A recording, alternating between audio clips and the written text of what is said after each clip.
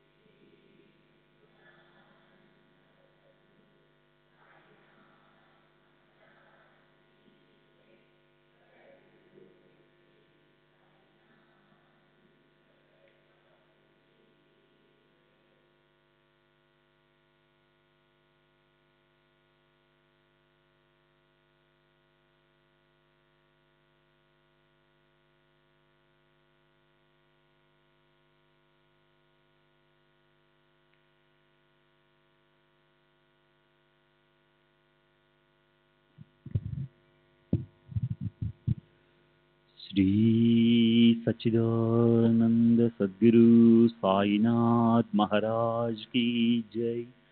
सद्गुरु श्री साईनाथ शरद बाबूजी की जय। శ్రీ సాయినాథాయ నమః. శ్రీ సాయిబాబా సత్య చరిత్ర 4వ అధ్యాయం. నిన్నటి తర్వాయి. ఒకసారి ఒక పర్వదినాన దాసగను ప్రయాగ తీర్థానికి స్నానానికి వెళ్ళాలని మనసుపడ్డాడు. అందుకు బాబా దగ్గర అనుమతి తీసుకోవాలని వచ్చాడు. బాబా, అరే, దానికోసం అంత దూరం వెళ్ళవలసిన అవసరం ఏంటి? ఇదే మన ప్రయాగ తీర్థం. మనసులో విశ్వాసం దృఢంగా పెట్టుకో. నిజమే, ఆ ఆశ్చర్యం ఏం చెప్పను. దాసగను బాబా పాదాల మీద తలను పెట్టగానే బాబా 2 కాలి బొటన వేళ్ల నుంచి నీరు ఉబికి రావడం మొదలుపెట్టి గంగా యమునల జలం ప్రవహించింది. ఆ చమత్కారం చూసి దాసగడుకు గగురుపాటు కలిగింది. కంఠం పూడుకుపోయింది. బాబాది ఎంత గొప్ప కృప! అతని కెళ్ల వెంట అశ్రు ప్రవాహం ఆనకట్టలు తెంచుకుని దూసుకు ప్రవహించసాగింది. అతని వాణికి స్ఫురణ కలిగింది. బాబా మీద అతనికి ప్రేమ ఉప్పెనలా ఉవ్వెత్తున ఎగిసిపడింది. అపారమైన బాబా శక్తిని, అపరిమితమైన ఆయన మహిమని వర్ణించి తృప్తిపడ్డాడు. ఈ దాసగను కవిత్వం చాలా మధురంగా ఉంటుంది. శ్రోతల కోరికను వెంటనే తీర్చాలనే ఈ ప్రాసాదిక పదాన్ని ఇస్తున్నాను. పదం: అగాధ శక్తి అగటిత లీల తవ సద్గురు రాయ, జడ జీవాతే భవితారాయ తూ నౌకా సదయ. ఓ సద్గురు రాయ, మీ శక్తి అపరిమితం, మీ లీలలు ఆశ్చర్యకారకాలు. దయామయులని మీరు అజ్ఞానం అలముకున్న జీవులను సంసారం నుంచి తరింపజేసే నౌక. వేణి మాధవ ఆపుని హోని ప్రయాగ పడకైలే, గంగా యమునాద్వయ అంగుష్ఠీం ప్రవాహ దాఖవిలే. మీరు శ్రీ విష్ణువయ్యి తమ చరణాలను ప్రయాగ చేశారు. 2 రేళ్ల నుంచి గంగా యమునల ప్రవాహాన్ని చూపించారు. కమలోద్భవ కమలావరి శివహర త్రిగుణాత్మక మూర్తి తూంచి హోవుని సాయి సమర్థ విచరిసి భూవరతి. కమలంలో ఉత్పన్నమైన బ్రహ్మదేవుడు, లక్ష్మీపతి విష్ణువు, శివుడు లేదా హరుడు అంటే శంకరుడు, ఈ ముగ్గురు కలిసి త్రిగుణాత్మక మూర్తి అయిన ఓ సాయి సమర్థ, మీరే ఈ యవనిపై విహరిస్తూ ఉంటారు. ప్రహార దిశల బ్రహ్మ సమక్తే జ్ఞాన ముఖే వదసి, తమో గుణాల ధరుని రుద్రరూప కఠీం దాకవిసి. పగలు బ్రహ్మదేవుడిలా నోటితో జ్ఞానాన్ని బోధిస్తారు. అప్పుడప్పుడు తమో గుణాన్ని ధరించి ఎంతో కోపంతో శంకరుడి రౌద్ర రూపాన్ని చూపిస్తారు. కధీం శ్రీకృష్ణ సమత్య బాల లీలా కరసి, భక్త మనాసి సరసకరుని మరాళతూం బనసి. కొన్నిసార్లు శ్రీకృష్ణులా పసివాడి ఆటలాడుతారు. అయితే అప్పుడప్పుడు భక్తుల మనసులనే తటాకాలుగా లేదా సరోవరాలుగా చేసి అందులో రెక్కలు విప్పిన రాజహంసలా విహరిస్తారు. యవన మణావే తరి తేవిసి గంగావర్ ప్రేమ, హిందూ మణుంతరి సదైవ వససి మసీదీంత్ సుఖధామ. మిమ్మల్ని ముస్లిం అని అందామంటే మీకు చందనం అంటే ఎంతో ప్రేమ. హిందువు అందామంటే మీరు మసీదులో నిరంతరం హాయిగా ఉంటారు. ధనిక్ మనావే జరీతులా తరి భిక్షాటన్ కరీసి, ఫకీర్ మనావే తరి కుబేరా దాన్ లాతృతి. మిమ్మల్ని శ్రీమంతులను అందామంటే మీరు భిక్ష కోసం ఇల్లు తిరుగుతుంటారు. ఫకీర్ అందామంటే దానం చేయడంలో కుబేరుణ్ణి సిగ్గుపడేలా చేస్తారు. తవైక సాతే మసీదు మణుంతరి వన్హీతే ఛాయా, ధునీతి సదా ప్రజ్వలిత రాహే ఉది లోకాంధ్యాయ. మీ నివాసాన్ని మసీద్ అందామంటే అక్కడ భక్తులకు విభూతి ఇవ్వడానికి అగ్ని నిరంతరం వెలుగుతూనే ఉంటుంది. సకాళ పాసుని భక్త సాబడే పూజన్ తవ ఖరీది, మధ్యాహ్నీల దినకర్ ఏతాం హోత్ అస్య ఆరతి. ఉదయం నుంచి భావిక భక్తులు మిమ్మల్ని పూజిస్తారు. సూర్యుడు నడ్డెత్తి మీదకి వచ్చినప్పుడు మీకు హారతి జరుగుతుంది. చెహు భాజునా పార్షదగణ సమభక్త ఉభే రాహితి, చౌరీ చామరే కరీ ధరుని తుజువర్ ధాలితి. మీకు 4 వైపులా పార్షద గణాల్లాగా అంటే దేవుని పరివారం లేదా సేవకుల సమూహంలాగా భక్తులు నిలబడి ఉంటారు. వింజామరలు చామరాలు చేతిలో పట్టుకుని మీకు వేస్తారు. శృంగ కడచాళే సూర్ సనయ్య దణదణతే గంట, చోపదార లలకారతే ద్వారే గాలునియ పట్ట. శృంగే గొప్ప శబ్దంతో సనైని మ్రోగిస్తారు. నడుముకి బట్టి ధరించిన దండదారులు ద్వారంలో నిలబడతారు. ఆరతి సమయ దివ్యాసని తూ కమలావర్ దివసి, ప్రదోషకాలయం భసుని ధునీపుడే మదన దహన్ జోహోసి. హారతి సమయంలో అందమైన ఆసనం మీద కూర్చుని మీరు కమలం మీద అంటే లక్ష్మీపతి శ్రీ విష్ణువులా కనిపిస్తారు. ప్రదోష సమయంలో అంటే సాయంకాలం ధుని ముందు కూర్చుని మీరు మదన దహనుడు అంటే మన్మధుని భస్మం చేసి పారేసిన శ్రీ శివశంకరులు అవుతారు. అశాలీలాచ త్రయ దేహాచ ప్రత్యహీం కవఠాయ, ప్రచితి సేతాతే అముచ్య హే బాబా సాయి. ఓ బాబా సాయి, మీ వద్ద మాకు రోజు ఈ 3 దేవతల లీల అనే అనుభవం కలుగుతోంది. ఐసే అసతాం ఉగీచి మన్మన భట్గత్ హే ఫిరతే, అతాం వినంతి హీచ్ తుల్లా భాస్కర కరీం చాతేం. అలా అయి ఉండగా నా ఈ మనసు ఊరికి అటు ఇటు తిరుగుతుంది. దాన్ని మీరు ఇప్పుడు స్థిరం చేయండి. ఇదే మీకు నా విన్నపం. అధమాధమ మీ మహాపాతకి శరణు తుజా పాయాం ఆలోం నివారా దాసగణుంచే త్రితాప గురురాయ. నీచాతి నీచుండైన నేను మహాపాతకుడిని, మీ పాదాలను శరణంటూ వచ్చాను. ఓ గురురాజా, నా త్రితాపాలను దూరం చేయండి. సరే, జనులు తమ మహాభయంకరమైన పాపాలను ప్రక్షాళన చేసుకోవడం కోసం గంగ వద్దకు పోతారు. గంగ తన పాపాలను పోగొట్టుకోవడానికి మహాత్ముల పాదాలు పట్టుకుంటుంది. కనుక శ్రీ సాయిబాబా పవిత్ర చరణాలను వదిలి గంగా లేదా గోదావరి యాత్ర చేయవలసిన అవసరం లేదు. భక్తి భావంతో మహనీయుల స్తోత్రం, సాయిబాబా మొదటి చరిత్ర వింటే చాలు. శ్రీ సచ్చిదానంద సద్గురు సాయినాథ్ మహారాజ్ కీ జై. సద్గురు శ్రీ సాయినాథుని శరత్ బాబూజీకి జై.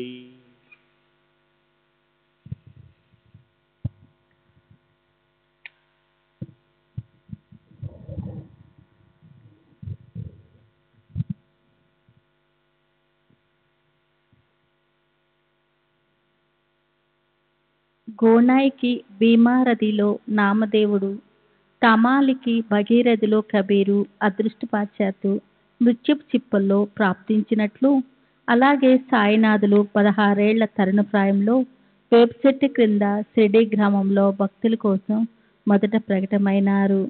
ప్రకటమైనప్పటి నుంచే ఆయన బ్రహ్మజ్ఞానిగా ఉన్నారు. విషయం వాసన అనేది ఆయనకు స్వప్నంలో కూడా లేదు. ఆయన మాయను కాలితో తన్నేశారు. ముక్తి ఆయన పాదాల వద్ద దొర్లుతుండేది. బాబా ఏ దేశంలో, ఏ పవిత్ర వంశంలో, ఏ తల్లిదండ్రుల కడుపున జన్మించారో ఎవరికీ తెలియదు.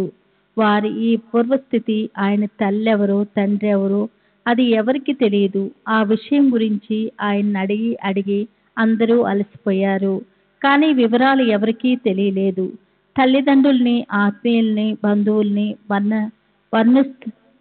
వర్ణస్థులని ఇంతే కాదు, సంసారాన్నే వదిలేసి ఆయన లోక కళ్యాణం కోసం షిరిడీలో ప్రకటమైనారు. షిరిడీలో నానా చోప్దార్ తల్లి ఎంతో వృద్ధురాలు. ఆమె సాయిబాబా వ్యవహరించే తీరు గురించి చాలా ఆసక్తికరమైన విషయాలు చెప్పింది. ఆమె ఇలా అంది: మొదట్లో అతను అరవిరిసిన సుమధళంపై సిగ్నంగా మెరిసే మంచు బిందువుల ధవళ ఛాయతో మెరిసిపోతూ, అందాలు చిందిస్తూ, రాసిపోసిన సౌందర్యంగా, తారుణ్యం తొలికిసలాడే యువకుడిగా వేప చెట్టు క్రింద ఆసనం వేసుకొని హాయిగా కూర్చొని కనిపించాడు. మొదట ముత్తులొలికే ఆ చిన్నారి రూపం చూసి లోకుల మనసుకి ఎంతో ఆశ్చర్యం అనిపించింది. కోమలమైన వయసులో ఆ కఠోర తపస్సు, చలి, ఎండల పట్ల సమత్వము, వయసేమో ఎంతో చిన్నది, ప్రవర్తనేమో మరింత ఆసక్తికరమైనది. గ్రామస్తులంతా ఆశ్చర్యచకితులైనారు. ఆ పసివాడి దర్శనం కోసం గ్రామాలు ప్రజలు రావటం మొదలెట్టారు. పగలు అతను ఎవరితోనూ కలిసేవాడు కాదు. రాత్రిపూట ఎలాంటి భయమూ ఉండేది కాదు. ఈ పసివాడు ఎక్కడి నుంచి వచ్చాడా అని అందరి మనసులకి ఒకటే ఆశ్చర్యము. శరీరము అద్భుత సౌందర్యంతో ఉండేది. కళ్ళారా అతను చూడగానే అంతఃకరణలో మమతల మకరందము వెదజల్లుతూ ప్రేమ పెళ్ళుబెకేది. అతను ఏ ఇంటికి వెళ్ళలేదు. రాత్రింబావుళ్ళు వేప చెట్టు దగ్గర కూర్చుని ఉండేవాడు. మరింత అద్భుతం ఏమిటంటే, కోమలమైన వయసులో జగన్మోహనకరమైన రూపంతో ఆ యువకుడు రాత్రింబావులు ఆరుబయట ఎలా ఉంటున్నాడు. బాహ్యానికి అతడు యువకుల్లా అనిపిస్తున్నాడు. అయితే చేతల్లో అతను ఉన్మోత్తనుడు. అదెందుకు? వైరాగ్యం తొణికిసలాడే పూర్ణావతారమే. అందరికీ అది చాలా విశేషం అనిపించింది. ఒకరోజు ఒక అద్భుతం జరిగింది. ఇద్దరు ముగ్గురి ఒంటి మీదకి కండోబా పూని వాళ్ళు ఊగసాగారు. అప్పుడు ప్రజలు వాళ్ళని ప్రశ్నించడం మొదలుపెట్టారు. ఒకరిలా ప్రశ్నించారు: ఏ అదృష్టవంతుడి కొడుక్కి అబ్బాయి? ఎలా, ఎక్కడి నుంచి వచ్చాడు ఇక్కడికి? దేవా, ఖండోబా, నువ్వు ఇతన్ని శోధించి తెలియచేయి. దేవుడు సమాధానం ఇచ్చాడు. వెళ్ళి గుణపం తేండి, నేను చూపించిన చోట త్రవ్వండి, ఈ అబ్బాయి ఉండే చోటు తెలుస్తుంది.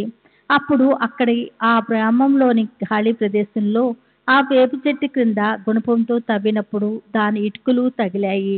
ఇటుకల వరుసను తొలగించి దాని మీద రాతి బండ తీసినప్పుడు ఒక సొరంగం కనిపించింది. అందులో 4 ప్రమిదలు వెలుగుతున్నాయి. ఆ సొరంగం సున్నం గచ్చుతో ఉంది. అందులో ఒక పీట, గోముఖము, అందమైన జపమాల ఉన్నాయి. ఖండోబా దేవుడు ఇలా అన్నాడు: ఇక్కడ ఈ పిల్లవాడు 12 సంవత్సరాలు తపస్సు చేశాడు. అప్పుడు ప్రజలంతా ఆశ్చర్యంతో ఆ అబ్బాయిని గుచ్చి అడగసాగారు. అప్పుడు ఆ పిల్లవాడు చిలిపిగా ఏదో అసంబద్ధమైన కథ చెప్పాడు. అతను: ఇది నా గురుస్థానము, నా పవిత్ర స్థలము, అంటే కానుకగా లభించిన ప్రదేశము, దాన్ని అలాగే ఉంచండి, నా మాట వినండి. ఇలా అన్న బాబా మాటలను వాళ్ళంతా పాటించారు.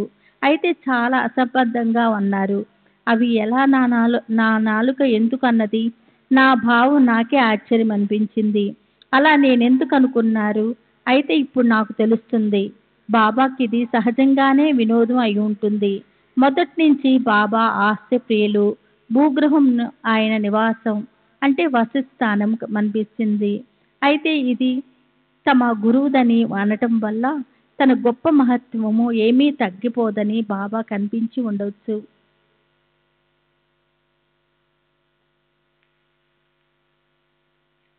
సరే, బాబా ఆజ్ఞానుసారము గ్రామస్తులు ఎప్పట్లానే ఇటుకలు పెట్టి బాబా గురుస్థానం అంటూ ఆ భూగృహాన్ని మూసేశారు. అశబ్దము లేదా ఔదంబరు లాగానే బాబా దృష్టికి ఆ వేప చెట్టు ఎంతో శ్రేష్టము. దాని మీద ఆయనకు ఎంతో ప్రేమ ఉండేది. దాన్ని ఎంతో ఆదరించేవారాయన. మహల్సాపతి మొదలైన షిరిడీకి చెందిన పాత గ్రామస్తులు బాబా గురువుగారి సమాధి స్థానం దానికి మందునం చేసేవారు. ఈ సమాధి స్థానం దగ్గర బాబా 12 సంవత్సరాలు మౌనం ధరించి తపస్సు చేశారన్న మాట ప్రజల్లో ప్రసిద్ధి చెందింది.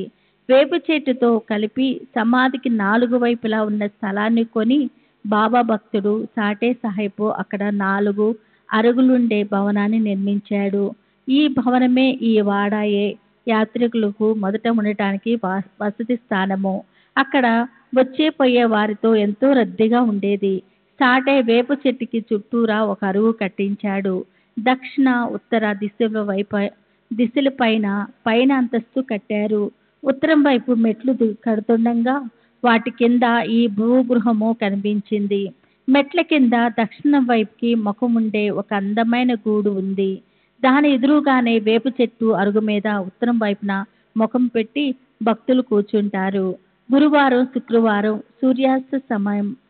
సూర్యాస్తమానంలో ఈ ప్రదేశంలో పేడతో అలికి పైన ఒక క్షణం పాటు సాంబ్రాణి ధూపం వేసిన వారికి శ్రీహరి సుఖం ప్రసాదిస్తారు. ఇది అతిశయోక్తి కాదు కదా. ఇందులో ఎంత నిజముంది అని శ్రోతలకు మనసులో సందేహం కలగచ్చు. కానీ ఇందులో సందేహించవలసిన పని లేదు. ఇవి నా సొంత మాటలు కావు. ఇవి కాకా చెవులారా విన్న సాయిబాబా పలుకులు. వాటిని ప్రత్యక్షంగా విన్నవారు ఇప్పటికీ జీవించే ఉన్నారు. తర్వాత కట్టబడింది దీక్షిత్ వాడ. బాడుగ ఇచ్చి ఉండేవారికి వసతి సులభతరమైంది. ఆ తర్వాత కొద్ది రోజుల్లోనే అక్కడ రాతి మేడ కూడా నిర్మించబడింది. దీక్షిత్ చేసే పుణ్యకార్యాలు మొదటి నుంచి ప్రసిద్ధి చెందాయి. అతను అంటే మూసలో చేసి తయారు చేసిన మూర్తి భవించిన భావార్థమే. అతను ఇంగ్లాండ్కి వెళ్ళి వస్తున్నప్పుడు అక్కడ అతనికి ఆధ్యాత్మ ఆకర్షణకి మూల కారణాన్ని నాటింది. భారతదేశంలోని మధుర, కాశీ, ద్వారక మొదలైన ధార్మిక తీర్థాలను వదిలి ధర్మబాహ్యమైన ఆంగ్ల భూమి పరమార్థాన్ని ఎలా సాధ్యం చేసి ఇస్తుంది అనే ఇక్కడ శ్రోతలు సందేహపడవచ్చు. శ్రోతలకి ఈ సందేహం రావడం సహజమే. అది దూరమైతే అప్పుడు వారికి విషయం పట్ల ఆసక్తి కలుగుతుంది. కొద్దిగా విషయాంతరమైంది కదూ. అయితే శ్రోతలు క్షమిస్తారని ఆశిస్తాను. కాశీ, ప్రయాగ, బదరి, కేదారు, మధుర, బృందావనం, ద్వారకాపురి లాంటి అత్యంత పవిత్ర యాత్రలు దీక్షిత్ ఇదివరకే చేసి ఉన్నాడు. అంతేకాక తల్లిదండ్రులు చేసుకున్న పుణ్యం వల్ల, అపూర్వమైన గొప్ప అదృష్టం వల్ల, పూర్వార్జిత గత జన్మలో సంపాదించిన పుణ్యం నిండుగా ఉండటం వల్ల మమతల మధురీలతలతో మనసులను పెనవేసే శ్రీ సాయిబాబా దర్శన భాగ్యం కలిగింది. ఆ దర్శనానికి మూల కారణము ప్రారబ్ధవచాన ప్రాప్తించిన అవిడితనము. ఇంగ్లాండ్ దేశంలో ఉన్నప్పుడు కాలు జారి పట్టడం వల్ల వచ్చిందది. పైకి కనిపించడానికి అది చెడు యోగం అనిపించింది. దాని పరిణామం చివరికి గురు పుష్య యోగము. గురుగ్రహము పుష్యమి నక్షత్రాల్లో ఆకాశంలో యోగం అంటే కలిసి వస్తే గొప్ప శుభకారకం అని అంటారు అయింది. దానివల్ల దీక్షిత్ సత్కర్మలు ఫలించి శ్రీ సాయి యొక్క అలభ్య సంయోగం సంభవించింది. చందోర్కర్ని కలవటం వల్ల సాయి కీర్తన చెవిని పడింది. అతను అన్నాడు, ఎంతో విశేషమున్న సాయి దర్శనము చేసుకో, అవిడితనం వెంటనే పోతుంది. అయితే తన ఖాళీ కుంటితనాన్ని దీక్షిత్తు ఒక లోపంగా భావించలేదు. నా నిజమైన కుంటితనము మనసుకి ఉంది, దాన్ని పోగొట్టాలి అని సాయిబాబాతో అన్నాడు. మాంసము ఎముకలు వీటి సముదాయమే మానవ దేహము. బొంగరం లాంటి సంసారం అనే బండి క్షణభంగరమైంది. కాలి కుంటితనం ఉంటే నష్టమేమిటి? శ్రీ సచ్చిదానంద సద్గురు సాయినాథ్ మహారాజ్ కి జై. శరత్ బాబూజీ కి జై.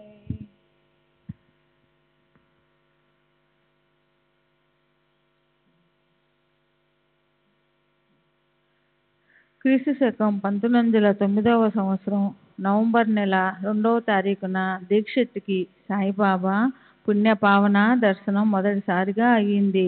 తరువాత అతను అదే సంవత్సరం డిసెంబర్ నెలలో షిరిడీకి శ్రీవారిని దర్శించడానికి మళ్ళీ వెళ్ళాడు.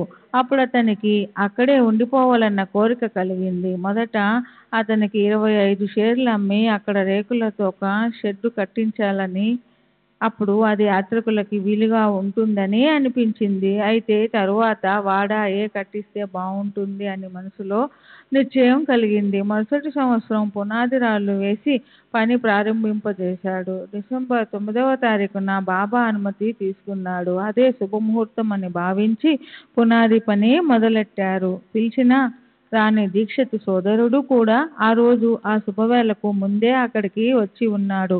శ్రీయుత్ దాదాసాహెబ్ కపర్డే కూడా అంతకు పూర్వమే ఒంటరిగా అక్కడికి వచ్చి ఉన్నాడు. ఇంటికి తిరిగి వెళ్లేందుకు బాబా అనుమతి తీసుకోవడానికి అతనికి ఎన్ని అవాంతరాలు వచ్చాయో. అయితే కపర్డే ఇంటికి వెళ్ళడానికి, దీక్షిత్కి వాడాకి పునాది వేయడానికి ఇద్దరికీ కూడా డిసెంబర్ 10వ తారీఖునే అనుమతి లభించింది. ఇంకా మరో విశేషం ఏమిటంటే బాబాకి చావడిలో సేజారతి చేయడం ఆ రోజు నుంచే ప్రారంభించబడింది. తరువాత 1911వ సంవత్సరం మధ్యలో శ్రీరామనవమి శుభముహూర్తాన గుహ ప్రవేశం విధి పూర్వకంగా జరిగింది. తరువాత శ్రీమద్ బూటి అపారంగా డబ్బు వెచ్చించి రాతిమేడని నిర్మించాడు. అందులో బాబా దేహం విశ్రాంతి కోసం రావడంతో అతని డబ్బు కూడా సార్థకమయ్యింది. గతంలో భక్తులు ఉండడానికి ఒక్క వాడ అయినా లేని చోట ఇప్పుడు 3 వచ్చాయి. అయితే మొదట్లో సాటేవాడ అందరికీ ఎంతో ఉపయోగకరంగా ఉండేది. బూటీ కట్టిన ఆ వాడాకి మరో విశేషం. అంతకు పూర్వం అక్కడే బాబా తమ చేత్తో నాటిన పూల తోట ఉండడం. ఆ తోట గురించిన చిన్న కథను తర్వాతి అధ్యాయంలో చెప్తాను. ఈ హేమాడు పంతు శ్రోతలతో సహా సాయి చరణాల విందంలో శిరస్సు పెడుతున్నాడు. వామన్ తాత్య ఇచ్చిన కుండలతో సాయి సమర్థులు నీరు చల్లి ఆ ఊసర క్షేత్రంలో పండని రాళ్లతో ఉండే ఇసుక భూమిలో తోటను పెంచారు. ఆ తరువాత ఆయన గుప్తమైపోయారు. అయితే కొద్ది రోజుల్లో ఔరంగాబాదు నుంచి చాంద్ పాటిల్తో కలిసి వాళ్ళ పెళ్లి ఊరేగింపుతో పాటు షిరిడీకి తిరిగి వచ్చారు. తరువాత దేవిదాసుని కలవడం, జానకీదాసుతో అనుబంధం ఏర్పడడం, గంగగీరుతో పరిచయం, ఈ త్రికూటం షిరిడీలో ఒకచోట కలవడం జరిగింది. మొహిద్దీన్తో కుస్తీ పట్టడం, మసీదులో నివసించడం, డెంగలేతో ప్రేమ ఏర్పడడం, బాబాని భక్తులు కలవడం జరిగాయి. వీటన్నిటి గురించిన వర్ణన తరువాతి అధ్యాయంలో వింటారు. ఇప్పుడు హేమాడు పంతు శ్రీ సాయికి శరణు వెళ్ళి అనన్యంగా ఆయనకు సాష్టాంగం చేస్తాడు. సర్వులకి శుభమస్తు. ఈ ప్రకారంగా మహాత్ములు సజ్జనులు ప్రేరణ కలిగించిన భక్త హేమాడు పంతు రచించిన శ్రీ సాయి సమర్థుల సత్య చరిత్రలోని సాయి సమర్థుల అవతరణ అనే పేరు గల 4వ అధ్యాయం ముగిసింది. శ్రీ సద్గురు సాయినాథార్పమస్తు. శుభం భవతు. 5వ అధ్యాయం శ్రీ సాయి పునః ప్రకటీకరణ. శ్రీ సాయి షిరిడీలో మళ్ళీ ప్రకటమవడం. ఇప్పుడు బాబా షిరిడీలో గుప్తమై చాంద్ పాటిల్ వెంట మళ్ళీ ఎలా వచ్చారో ఆ కథను పూర్వకథకు అనుసంధానంగా వినండి. స్వయంగా బాబా నీరు మోసి తోటను ఎలా నిర్మించారు, గంగగీరు మొదలైన మహాత్ములను ఒకచోట పోగు చేయడం ఎలా జరిగింది అన్న విషయాలపై శ్రద్ధ పెట్టడం శుభప్రదం. తరువాత కొంతకాలం వరకు బాబా గుప్తంగా మట్టిలో మాణిక్యంలా ఉండి మళ్ళీ ముస్లిం పెళ్లివారితో కలిసి షిరిడీ వచ్చారు. అంతకుముందే దేవిదాసు షిరిడీకి వచ్చి ఉండిపోయాడు. తర్వాత జానకీదాసు అనే పేరు గల గోసావి షిరిడీలో ఉండడానికి వచ్చాడు. అదంతా ఎలా జరిగిందో ఇప్పుడు వివరంగా చెప్తాను. శ్రోతలు శ్రద్ధతో అపూర్వంగా వినండి. ఔరంగాబాదు జిల్లాలో ధూప్ అనే గ్రామంలో చాంద్ పాటిల్ అనే పేరు గల ఓ అదృష్టవంతుడైన ముస్లిం ఉండేవాడు. అతను ఔరంగాబాదులో ప్రయాణిస్తున్నప్పుడు అతని గుర్రం ఒకటి తప్పిపోయింది. 2 నెలల పాటు వెతికినా దాని జాడ తెలియలేదు. అది అసలు దొరుకుతుందా అని పాటిల్ ఎంతో నిరాశ చెందాడు. గుర్రం కోసం చాలా కలవరపడ్డాడు. గుర్రం మీద కూర్చోవడం కోసం వేసే జీనుని భుజాన వేసుకుని వచ్చిన దారిని తిరుగుముఖం పట్టారు. ఔరంగాబాదుని దాటి 4.5 క్రోసులు అంటే 9 మైళ్ళు లేదా సుమారు 14 కిలోమీటర్లు ముందుకు వచ్చాడు. దారిలో ఒక మామిడి చెట్టు కనిపించింది. దాని కింద ఈ రత్నం కనిపించింది. అతని తలపై టోపీ, ఒంటికి కఫ్ని, చంకలో సటగా ఉన్నాయి. అతను పొగాకు నలిపి చిలుం తయారు చేశాడు. అక్కడే ఓ అద్భుత సంఘటన జరిగింది. చాంద్ పాటిల్ గోవన పోతూ ఉండగా అతనికి ఆ ఫకీరు తనని కేకవేయడం వినిపించింది. ఫకీరు, ఒరేయ్, కొంచెం ఈ నీడలో కూర్చో, చిలుం తాగి అప్పుడు ముందుకు వెళ్ళు అంటూ ఆ జీను దేనికి అని అడిగాడు. అప్పుడు పాటిలు, నా గుర్రం తప్పిపోయింది, దానిది అన్నాడు. అప్పుడు ఫకీరు, అదిగో అటు వెళ్ళి ఆ కాలువ దగ్గర వెతుకు అన్నాడు. ఆ ప్రకారంగా అక్కడ వెతికినప్పుడు గుర్రం వెంటనే దొరికింది. చాంద్ పాటిల్ దిగ్భ్రాంతి చెందాడు. మనసులో ఔలియా కలిశాడు. ఈయన చేతులు అంటుపట్టడం లేదు. ఈయన్ని మానవుడని ఎలా అనాలి? తర్వాత ఆ పాటిల్ గుర్రాన్ని తీసుకుని వెనుదిరిగి మునుపటి ప్రదేశానికే మళ్ళీ వచ్చాడు. ఫకీరు అతన్ని తన వద్ద కూర్చోబెట్టుకున్నాడు. తన చేతిలోనికి చిమ్టాను తీసుకున్నాడు. దాన్ని మట్టిలో గుచ్చాడు. లోపలి నుంచి కనకనమని నిప్పు కణిక తీసి చేతిలోని చిలుం మీద పెట్టాడు. అప్పుడు గుడ్డ చిలుం చుట్టే పాతగుడ్డ తడపడానికి సటక తీసుకున్నాడు. సమీపంలో నీరు లేదని దాన్ని నేల మీద తాకించాడు. వెంటనే అక్కడి నుంచి నీరు రావడం మొదలుపెట్టింది. గుడ్డ ముక్కని తడిపి పిండేసి చిలుం గొట్టానికి చుట్టాడు. చిలుంని తను పీల్చి పటేల్కి కూడా ఇచ్చాడు. ఆ చమత్కారం చూసి పటేల్కి మతిపోయింది. అతను ఫకీర్ని మా ఇంటికి వచ్చి దాన్ని పావనం చేయమని అర్థించాడు. స్వ ఇచ్ఛతో దేహధారణ చేసిన బాబా కూడా పాటిల్పై అనుగ్రహం చూపించారు. మర్నాడు గ్రామానికి వెళ్ళి పాటిల్ ఇంట్లో ప్రవేశించారు. కొద్ది కాలం అక్కడే ఉండిపోయారు. అప్పుడు ఆయన తిరిగి షిరిడీకి వచ్చారు. చాంద్ పాటిల్ ధూప్ గ్రామాధికారి. అతని భార్య మేనల్లుడికి షిరిడీలోని అమ్మాయితో వివాహ సంబంధం కుదిరింది. చాంద్బాయి భార్య మేనల్లుడికి పెళ్ళిడు వచ్చింది. అతనికి షిరిడీలోని వధువుతో పెళ్లికి శుభముహూర్తం వచ్చింది. పెళ్లివారు గుర్రపండ్లు కట్టించుకొని షిరిడీకి బయలుదేరారు. బాబా కూడా చాంద్బాయి బలవంతంతో ఆ పెళ్లివారితో కలిశారు. పెళ్ళైపోయింది. పెళ్లివారు తిరుగుముఖం పట్టారు. బాబా ఒంటరిగా వెనకే ఆగిపోయారు. ఆ ఆగిపోవడం అలాగే ఉండిపోయారు. షిరిడీ అదృష్టం పండింది. సాయిబాబా అవినాశి సనాతనులు. ఆయన హిందువు కాదు, ముస్లిం కాదు. ఆయన జాతి, మత, కుల, గోత్రాలకు అతీతులు. ఆయన మూర్తీభవించే ఆత్మజ్ఞానమే సాయి అని ప్రజలచే పిలువబడే పేరు ఆయనకి పెట్టబడిన పేరా? యా సాయి అంటే రండి సాయి అని గౌరవంతో ఆయనకి పెట్టిన కేకే ఆయనకి పేరయ్యింది. ఆరంభంలో పెళ్లివారితో పాటు ఖండోబా దేవాలయం వద్ద మహల్సాపతి ఆవరణలో బాబా దిగిన రోజున ఆ పేరు ఆయనకు వచ్చింది. మొదట్లో అది భగత్ యొక్క ప్రాంగణం, తరువాత అది అమీర్బాయిదయింది. పెళ్లివారు వచ్చి అక్కడి మర్రి చెట్టు కింద దిగారు. ఖండోబా దేవాలయ ప్రాంగణంలో బళ్ళన్నిటినీ విప్పగా బాబా కూడా మిగిలిన వారితో పాటు అక్కడ దిగారు. శ్రీ సచ్చిదానంద సద్గురు సాయినాథ్ మహారాజ్ కీ జై. సద్గురు శ్రీ సాయినాథుని శరత్ బాబూజీ కీ జై.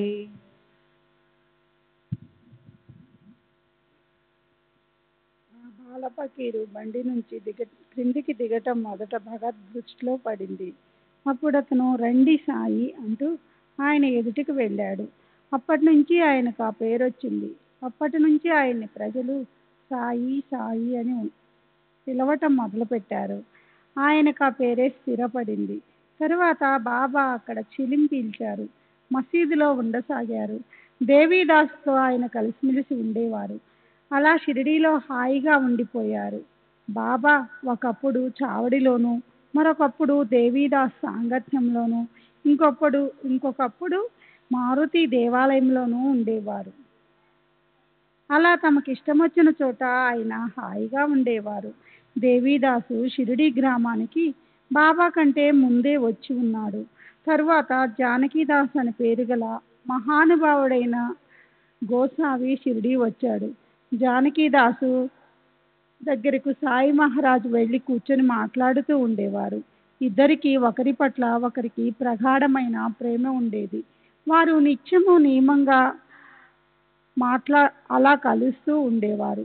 వారిద్దరి సమాగమం అందరికీ చెప్పలేనంత ఆనందాన్ని కలిగించేది.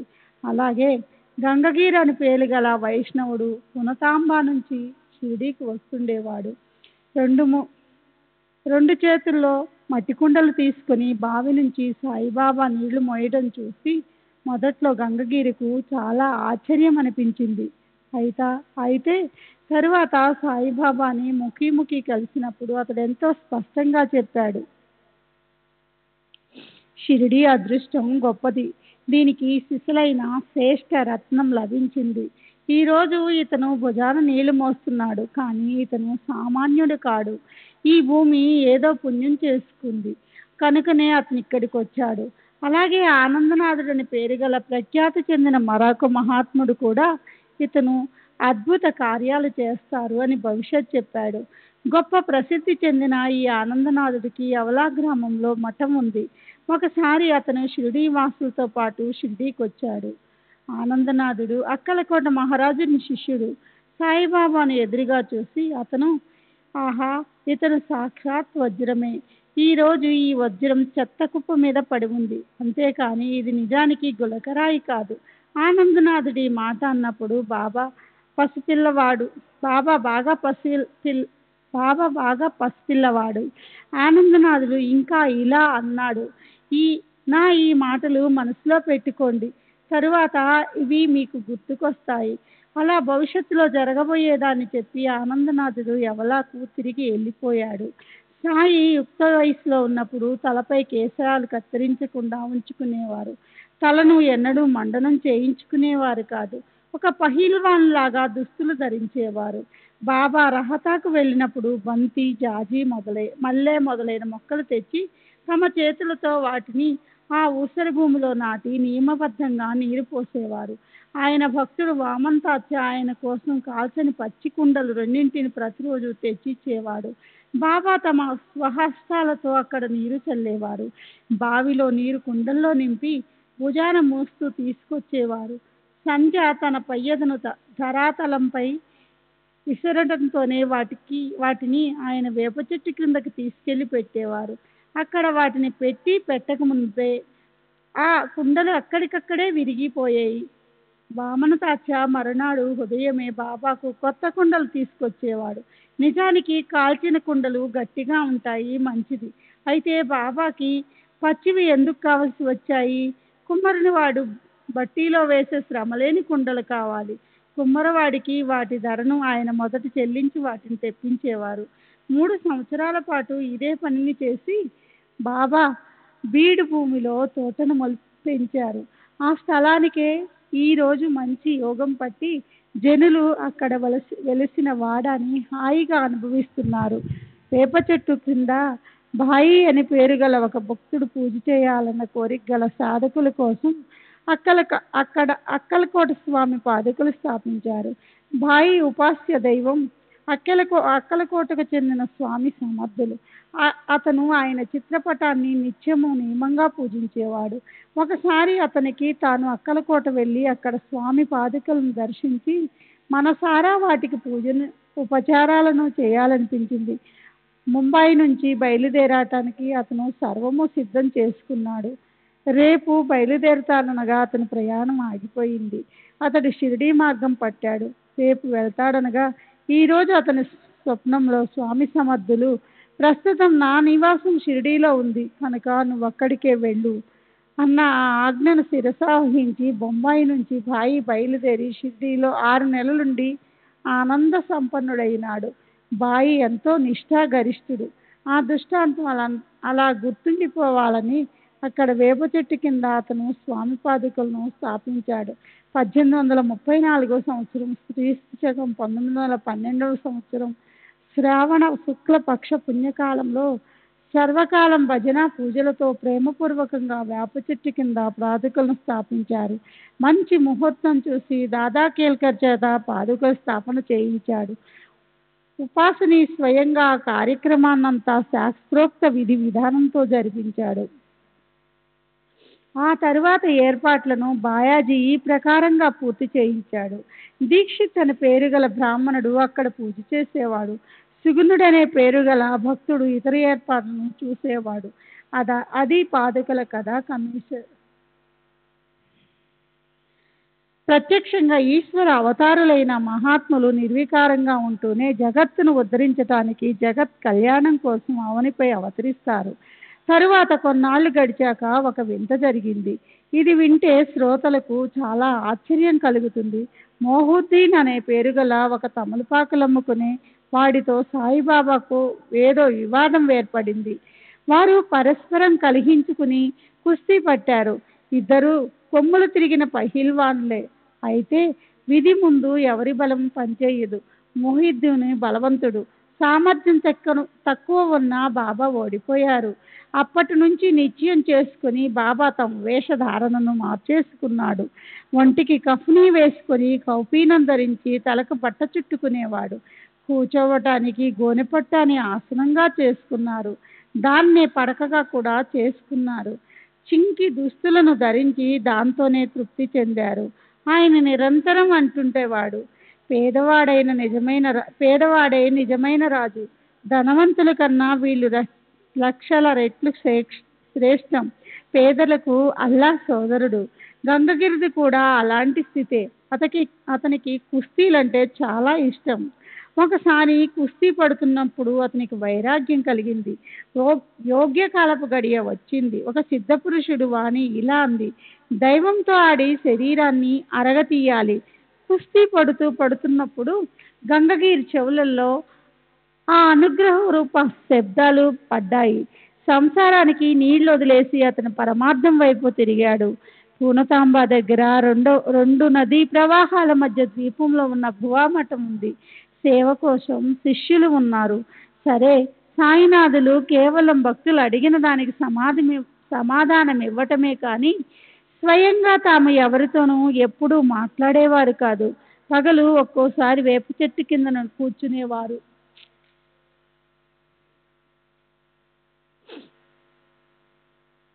కొన్నిసార్లు గ్రామ శివార్లో ఉన్న కాలవ దగ్గర తుమ్మ చెట్ల కొమ్మల క్రింద పరుచుకున్న నీడలో కూర్చుని ఉండేవారు. కొన్నిసార్లు అక్కడికి 1 మైలు దూరంలో ఉన్న నీమ్గాం పరిసరాలలో మధ్యాహ్నమో సాయంత్రమో మనసు పుట్టినప్పుడు తిరుగుతుండేవారు. నీమ్గావ్ జాగీర్ ప్రసిద్ధుడైన త్రయంబక్ డెంగలేకి వంశ పరంపరతో వచ్చింది. అందులో ఉండే బాబాసాహెబ్ డెంగ్లే అంటే బాబాకి ఎంతో ఇష్టం. నీమ్గాం వెళ్ళినప్పుడు బాబా వాళ్ళింటికి వెళ్ళేవాళ్ళు. రోజంతా అతనితో ప్రేమగా మాట్లాడుతూ ఉండిపోయేవారు. అతనికి నానాసాహెబ్ అనే పేరు గల తమ్ముడుండేవాడు. అతనికి పిల్లా పాపలు లేరు. మనస్సులో పాపం అతనికి ఆ చింతే ఉండేది. మొదటి భార్యకి యోగం పట్టలేదని అతను 2వ పెళ్లి చేసుకున్నాడు. అయినా విధి బలీయం. నిజంగానే విధిని అర్థం చేసుకోవటం చాలా కష్టం. తరువాత బాబాసాహెబ్ నానాసాహెబ్ సాయి దర్శనానికి పంపించాడు. అతనికి ఆ ఆశీర్వాదం ఫలించి పుత్రప్రాప్తి అయింది. తరువాత సాయిబాబా మహిమ పెరిగిపోయి ఆయన దర్శనానికి జనసముదాయం గుంపులుగా రాసాగింది. ఈ విషయం అహ్మద్ నగర్ వరకు పాకింది. అక్కడి ప్రభుత్వ కార్యాలయానికి పేరుగల అతను తరచూ ఎల్లొస్తుండేవాడు. అక్కడ జిల్లా కార్యాలయంలో కార్యదర్శిగా చిదంబర్ కేశవ్ గాడ్గిల్ అనే పేరు గల అతను ఉండేవాడు. సాయి సమర్థుల దర్శనం చేసుకోవటం యోగ్యం. నీవు నీ భార్యా పిల్లలను ఇష్ట సఖులను తీసుకుని దర్శనానికి పో అని అతనికి నానాసాహెబ్ ఉత్తరం రాశాడు. అలా ఒకరి వెనుక ఒకరు అనేక మంది షిరిడీ రాసాగారు. బాబా ప్రాచుర్యం పెరుగుతున్న కొద్దీ ఆయన దర్శనం కోసం వచ్చే పరివారం కూడా పెరిగిపోయింది. శ్రీ సచ్చిదానంద సద్గురు साईनाथ महाराज की जय। सद्गुरु श्री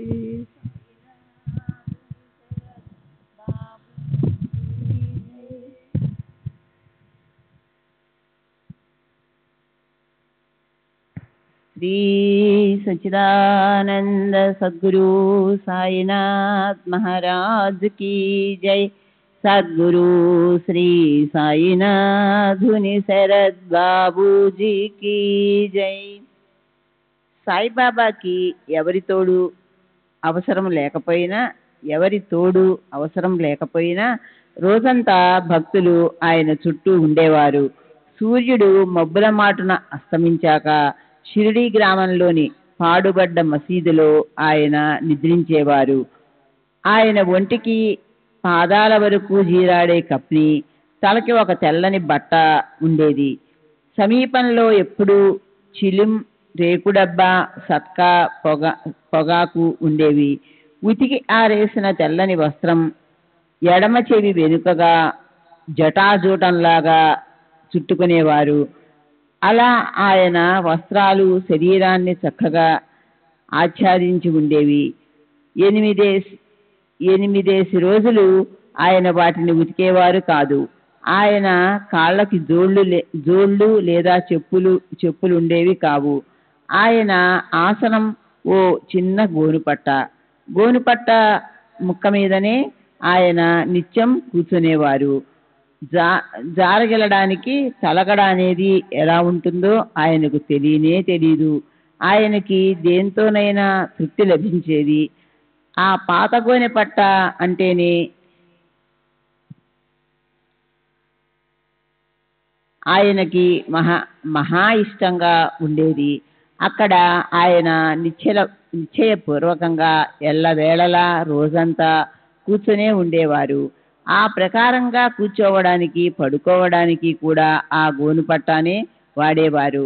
నడుముకి కట్టుకునేందుకు కేవలం ఒక కౌపీనం మాత్రం ఉండేది.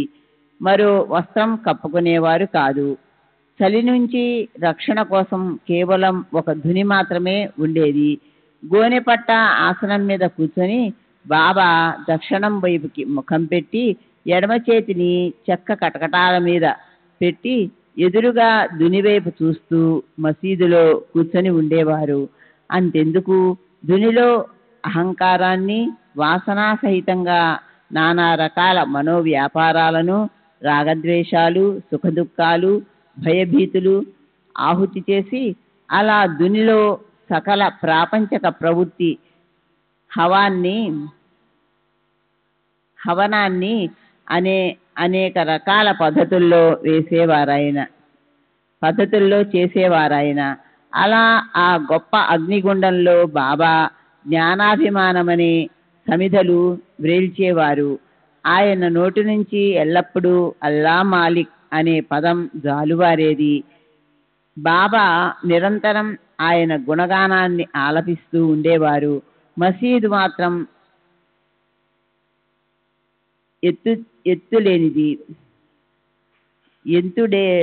ఎత్తులేనిది. ఆ ప్రదేశం కేవలం 2 స్తంభాల మధ్య ఉండేంత స్థలం. దానిలో బాబా కూర్చోవడం, లేవడం, అందరినీ కలవడం చేసేవారు. గద్దె, తలగడ అనేవి ఇప్పుడొచ్చాయి. చుట్టూరా భక్తజన సముదాయం కూడా ఇప్పుడు పోగైంది. మొదట్లో ఆయన దగ్గరకు పోవాలంటే అందరికీ భయమే. 1912వ సంవత్సరం నుంచి పూర్తిగా కొత్త పద్ధతి మొదలైంది.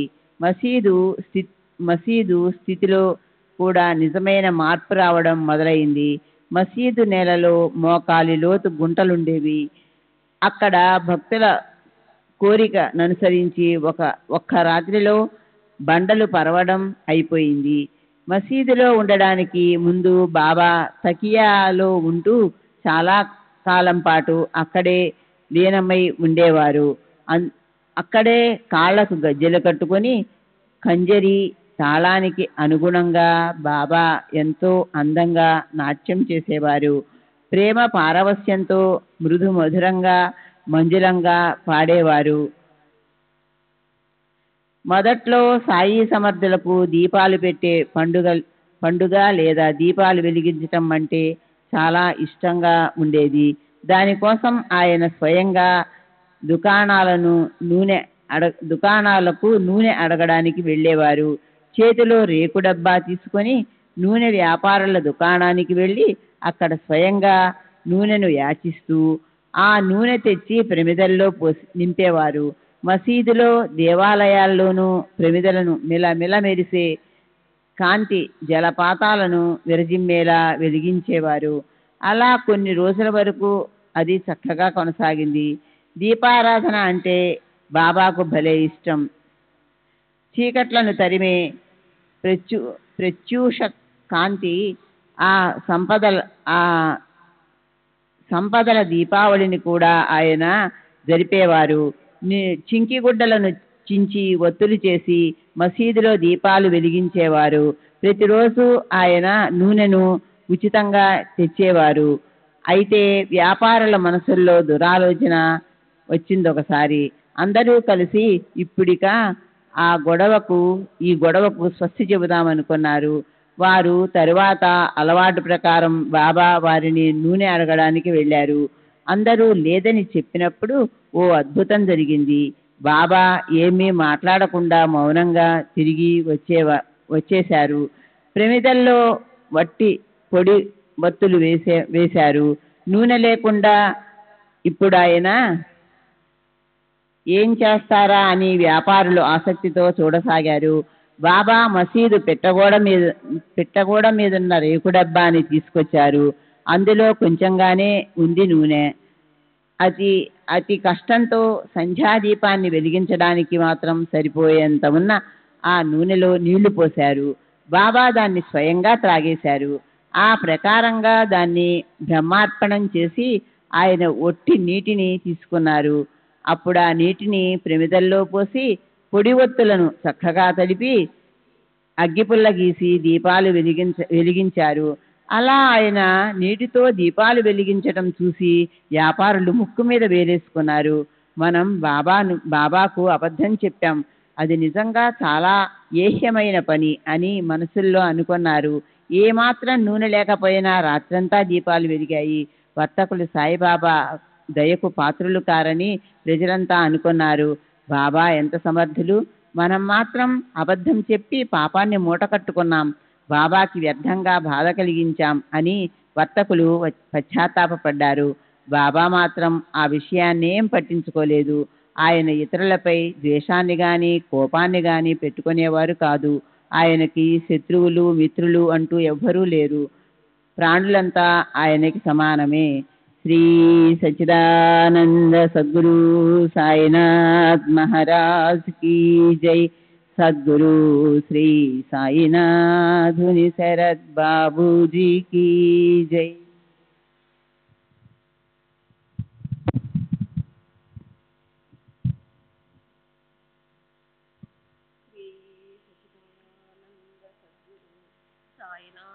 महाराज की जय.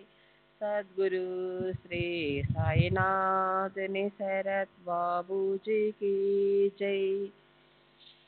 సరే, ఇప్పుడు మొహద్దీన్ కుస్తీలో గెలిచిన తరువాత జరిగిన చరిత్రలోని మహిమను శ్రద్ధగా వినండి. కుస్తీ జరిగిన 5వ సంవత్సరం అహ్మద్ నగర్లో ఉండే జవహర్ ఆలీ అనే పేరు గల ఒక ఫకీరు తన శిష్యులతో సహా ఉండిపోవటానికి రహతా వచ్చాడు.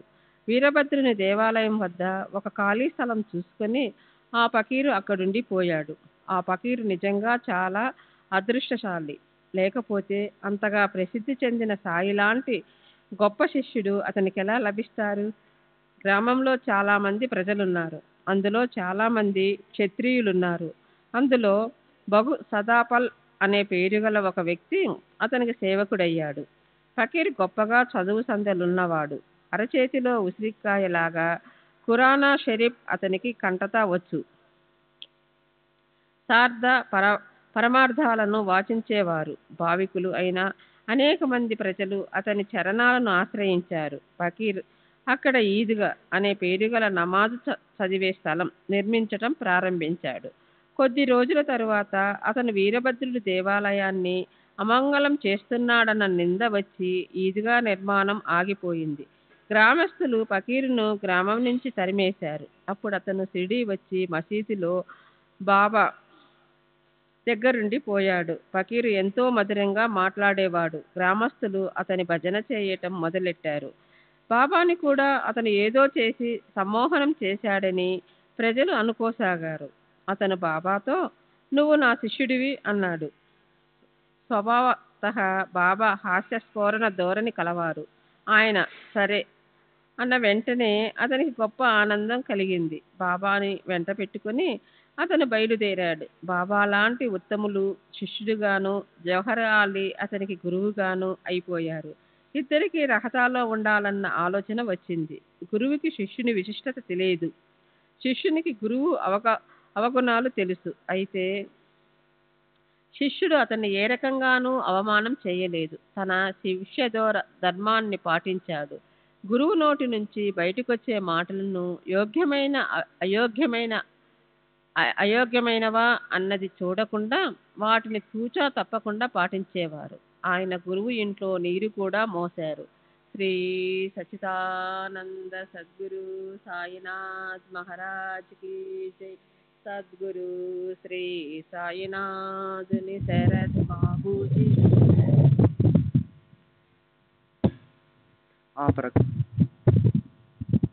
ఆ ప్రకారంగా నడిచింది బాబా గురుసేవ.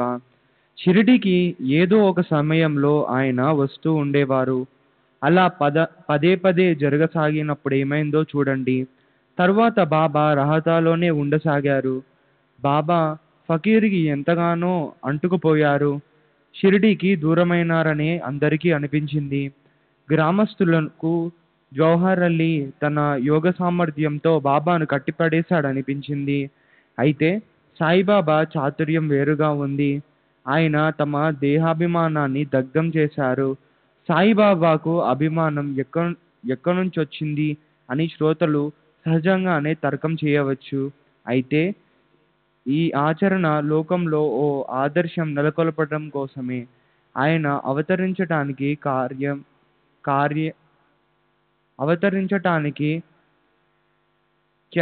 కారణమదే. షిరిడీలో బాబాను ప్రేమించే భక్తులకు బాబా అంటే ఎంతో ప్రాణం. వారికి బాబాకి దూరంగా ఉండడం అయోగం అనిపించింది. జవహర్ అలీకి పూర్తిగా ఆధీనులైన ఆయన్ని చూసి గ్రామస్తుల మనసు ఉద్వేగమైంది. ఆయన్ని తమ ఇచ్ఛానుసారం నడుచుకునేటట్లు ఎలా చేసుకోవాలి అన్న ఆలోచనలో వారు తికమకలైపోయారు. బంగారము దాని మెరుగు లేదా దీపము దాని వెలుగులా అయిపోయింది గురు శిష్యుల పరిస్థితి. ఆ ఇద్దరి ఐక్యత కూడా అలాగే ఉంది. అప్పుడా షిరిడీలోని భక్తులు రహతాలోని ఈద్గాకు దగ్గరికెళ్లారు.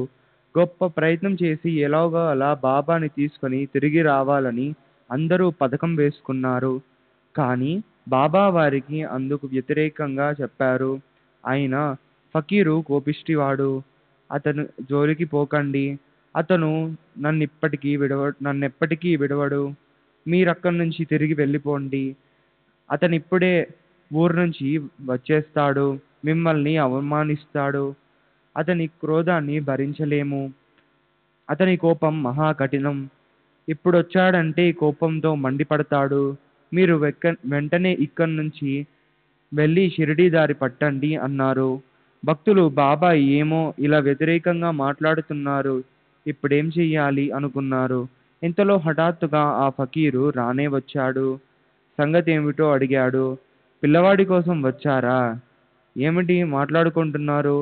అతన్ని షిరిడీకి తిరిగి తీసుకెళ్లే శ్రమ పడకండి అని మొదట్లో అన్నప్పటికీ అతను గ్రామస్తులకి కొంచెం బెదిరాడు. తిరిగి తనే ఇలా అన్నాడు, పదండి, అబ్బాయిని షిరిడీకి తీసుకెళ్ళండి, అతనితో పాటు నన్ను తీసుకెళ్ళండి. ఆ ప్రకారంగా ఆ ఫకీరు అందరితో కలిసి మళ్ళీ షిరిడీ వచ్చేశాడు. అతను బాబాను వదిలితే ఒట్టు. బాబా కూడా అతని నుంచి దూరంగా ఉండలేకపోయారు. అదెలా సంభవిస్తుందో ఎవరికీ అర్థం కాలేదు. సాయి మూర్తిభవించిన పరబ్రహ్మ అయితే జవహర్ అలీ భ్రమలో ఉన్న గుమ్మడి పండు. దేవిదాసు అతన్ని పరీక్షించాడు. షిరిడీలో జౌహర్ అలీ అనే గుమ్మడి పండు బద్దలైంది. దేవిదాసు చాలా అందంగా ఉండేవాడు. అతని కళ్ళు తేజోవంతంగాను, రూపం మనోహరంగాను ఉండేది. 10-11 వయస్సులో ఉన్నప్పుడు అతడు మొదటిసారి షిరిడీ వచ్చాడు. అలా అతను లేత వయస్సులో నడుముకు కేవలం కౌపీనం కట్టుకొని ఉండేవాడు. యాత్రికుడుగా వచ్చి మారుతి దేవాలయంలో దిగాడు. అప్పాబెల్, మహల్సాపతి అతని దగ్గరకు వస్తూ పోతూ ఉండేవాళ్ళు. కాశీరాం షింపి మొదలైన వాళ్ళు అతనికి వంట సరుకులిస్తూ ఉండేవాళ్ళు. ఆ ప్రకారంగా అతని గొప్పతనం పెరిగింది. పెళ్లివారితో కలిసి బాబా రావటానికి 12 ఏళ్ల ముందే దేవిదాసు షిరిడీకి వచ్చి ఉండసాగాడు. అప్పాబిల్ అతను పలక మీద రాయడం నేర్పిస్తూ ఉండేవాడు. వెంకటేశ స్తోత్రం చదివించి అందరి చేత కంఠస్థం చేయించేవాడు. నిత్యము నియమంగా ఆ అభ్యాసం నడిపించేవాడు. ఈ దేవిదాసు గొప్ప జ్ఞాని. తాత్యాబా అతన్ని గురువుగా చేసుకున్నాడు. కాశీనాథ్ షింపి మొదలైన వాళ్ళు ముఖ్య శిష్యులై అతన్ని ఆశ్రయించారు. ఈ భక్తులు దేవిదాసు ఎదుటికి తీసుకొచ్చారి ఫకీరుని. శాస్త్రపరమైన వాదోపవాదాలు నడిపించారు. దేవిదాసు ఆ ఫకీర్ని జయించాడు. దాంతో వారు ఆ ఫకీర్ని అక్కడి నుంచి తరిమేశారు. అతనప్పుడు అక్కడి నుంచి జారుకొని వైజాపూర్లో ఉండిపోయాడు. తర్వాత ఎన్నో సంవత్సరాలకు అతను మళ్ళీ షిరిడీకి వచ్చి సాయినాథునికి నమస్కరించాడు. తాను గురువు, సాయి తన శిష్యుడు అన్న అతని భ్రాంతంతా నశించిపోయింది. పశ్చాత్తాపంతో అతను శుద్ధుడైనాడు. బాబా మాత్రం అతన్ని ఇదివరకులాగే గౌరవించారు. అలా బాబా లీలలు చాలా లోతైనవి. అతను గురువు, తాను శిష్యుడు అన్న భావనను బాబా ఈ నిర్ణయం జరిగే వరకు అలా ఉండనిచ్చారు. అతని గురుత్వం అతనిది, తన శిష్యరికం తనది అన్న ఆ ఉపదేశాన్నే సాయినాథులు ఇక్కడ స్వయంగా తమ ఆచరణలో చూపారు. మనం ఎవరికైనా చెందినవారుగానైనా ఉండాలి, లేదా ఎవరినైనా మనవారిగానైనా చేసుకోవాలి. అలా కాకుండా ఉండడం మంచిది కాదు. అది లేకపోతే మోక్షాన్ని ప్రాప్తింపచేసుకోవడం అష్కయం. బాబా ఆచరణలో ఇదే ఒక ఆదర్శం. అయితే అలాంటి మనోనిశ్చయం దుర్లభం. మనసు స్థిరంగా అయిన వారే నిరాభిమానమనే పర్వతాన్ని ఎక్కగలుగుతారు. ఇక్కడ సద్బుద్ధితో చేసే చాతుర్యం పనికిరాదు. స్వహితాన్ని సాధించాలనుకునేవారు అభిమానరహితంగా వ్యవహరించాలి. దేహాభిమానాన్ని దగ్ధం చేసుకున్న వారే ఈ దేహాన్ని సార్థకం చేసుకుంటారు. వారప్పుడు పరమార్థాన్ని సాధించుకోవడానికి ఎవరికైనా శిష్యరికం చేస్తారు. బాబా యొక్క ఈ నిర్విషయ స్థితి చూసి చిన్న పెద్దలంతా మనస్సులో ఆశ్చర్యపోయేవారు. మంత్రముగ్ధమైన అందాలోకకే ఆ జిలిబిలి చిన్నారి అంటే అందరికీ ఇష్టం ఏర్పడింది. జ్ఞానుల దేహ వ్యాపారాలు గత జన్మలో చేసే కర్మల అనుసరించి ఉంటాయి. వారి చేత జరిగే పనులకు వారు బాధ్యత వహించరు. కర్మలకు కర్తృత్వాన్ని వారు అంగీకరించరు. కాంతి జలపాతాలు దూకించే సూర్యుడు ఒకవేళ అంధకారంలో ప్రవేశించగలిగితేనే జ్ఞానులకు ద్వైత భావం ఉంటుంది. విశ్వమంతా తమ రూపంగానే భాషించే వారికి అద్వైతం వద్దే శాశ్వత స్థానం ఉంటుంది. ఈ గురు శిష్యుల ఆచరణ గురించి సాయినాథుల పరమభక్తుడు మహల్సాపతి చెప్పగా నేను సంపూర్ణంగా యథాతథంగా మీకు వినిపించాను. సరే, ఇప్పుడు ఈ కథను ముగిద్దాం. దీని తర్వాత చరిత్ర దీనికన్నా కఠినమైనది. దాని తగు విధంగా చెప్తాను. అది వినడానికి సావధానులు కండి. మసీదు గతంలో ఎలా ఉండేదో, ఎంత గట్టి ప్రయత్నంలో దానిలో బండలు పరిచారో, సాయి హిందువో ముసల్మానో ఇది ఖచ్చితంగా ఎవరికీ తెలియకుండా ఎలా ఉందో చెప్తాను. దౌతి హఠయోగ సాధనలో కడుపులోని ప్రేగులను శుద్ధం చేసే ఒక పద్ధతి. ఖండయోగాలను హఠయోగ సాధనలో శరీరాన్ని ముక్కలు ముక్కలు చేసి తిరిగి వాటిని కలిపే పద్ధతి సాయి ఎలా చేస్తూ ఉండేవారో, భక్తులు అనుభవించవలసిన బాధలన్నీ ఆయన స్వయంగా ఎలా అనుభవించేవారో, ఈ విషయాలన్నీ కూడా ఎక్కడా ఏమాత్రమూ లోటు లేకుండా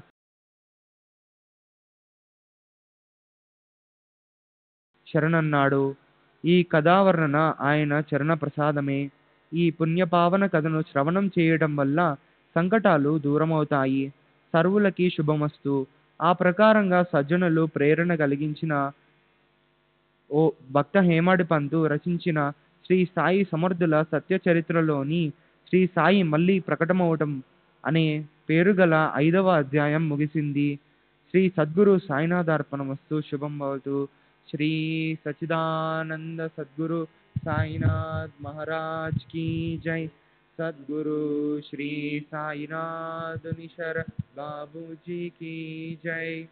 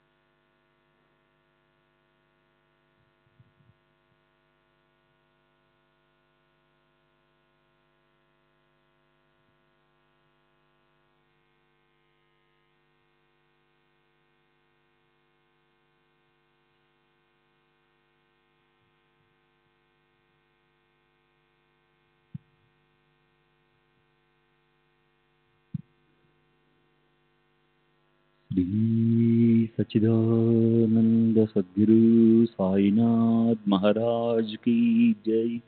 सद्गुरु श्री साईनाथ शरद बाबू जी की जय. साई रहम नजर करना, बच्चों का पालन करना. साई रहम नजर करना, बच्चों का पालन करना. जाना तुमने जगत पसार, सब ही झूठ जमाना. जाना तुमने जगत पसार, सब ही झूठ जमाना. साई रहम नजर करना, बच्चों का पालन करना. साई रहम नजर करना, बच्चों का पालन करना. मैं अंधा हूँ बंधा आपका, मुझसे पद दिखलाना. मैं अंधा हूँ बंधा पुकार मुझसे पद दिखलाना, साई रहम नजर करना, बच्चों का पालन करना, साई रहम नजर करना, बच्चों का पालन करना। दास गण कहे अब क्या बोलूं, थक गई मेरी रसना। दास गण कहे अब क्या बोलूं, थक गई मेरी रसना। साई रहम नजर करना, बच्चों का पालन करना, साई रहम नजर करना, बच्चों का पालन करना। रहमो नजर करो अब मोरे साई, तुम बिना नहीं मुझे माँ बाप भाई। रहमो नजर करो मैं अंधा हूँ बंदा तुम्हारा, मैं अंधा हूँ बंदा तुम्हारा। मैं ना जानू, मैं ना जानू, मैं ना जानू अल्लाह इलाही। रहमो नजर करो, रहमो नजर करो अब मोरे साई, तुम बिना नहीं मुझे माँ बाप भाई। रहमो नजर करो काली जमाना मैंने गमाया, काली जमाना मैंने गमाया। साथी आखिर का, साथी आखिर का, साथी आखिर का तुम बिना कोई। रहमो नजर करो, रहमो नजर करो अब मोरे साई, तुम बिना नहीं मुझे माँ बाप भाई। रहमो नजर करो अपने मस्जिद का झाड़ू गणो है, अपने मस्जिद का झाड़ू गणो है। मालिक हमारे, मालिक हमारे, मालिक हमारे तुम बाबा साई। रहमो नजर करो, रहमो नजर करो अब मोरे साई, तुम बिना नहीं मुझे माँ बाप भाई। रहमो नजर करो। श्री सच्चिदानंद सद्गुरु साईनाथ महाराज की जय। सद्गुरु श्री साईनाथ निशरद बाबू जी की जय।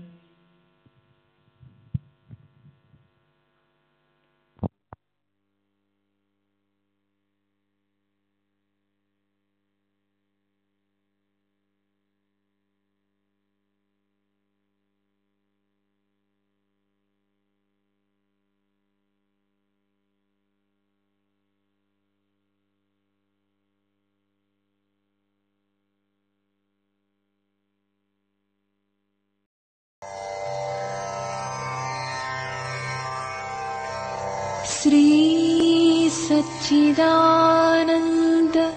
सद्गुरु साईनाथ महाराज की जय। सद्गुरु श्री साईनाथुनि शरद बाबू जी की जय।